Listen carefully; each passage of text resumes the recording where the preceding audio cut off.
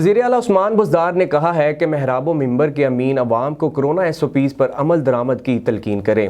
علماء اور مشائخ اپنے حلقہ اثر میں ماسک پہننے اور ویکسینیشن کرانے کی ترغیب دیں۔ وزیر اعلیٰ پنجاب عثمان بزدار سے علماء اکرام و مشائخ اعظام نے ملاقات کی۔ اس موقع پر وفاقی وزیر مذہبی امور پیر نور الحق قادری، صوبائی وزیر قانون راجہ بشارت اور وزیر اوقاف پیر سید سعید الحسن بھی موجود تھے۔ عثمان بزدار کا کہنا تھا کہ کورونا کے مشکل وقت میں رائے عامہ کے لیڈر اپنا کردار ادا کریں۔ ہیلتھ سسٹم پر کورونا کی وجہ سے دباؤ بڑھ رہا ہے، لیکن عوامی سطح پر عمل درآمد تسلی بخش نہیں۔ جان بچانا فرض ہے۔ ماسک پہننے اور سماجی فاصلہ اختیار کرنے سے جان بچائی جا سکتی ہے۔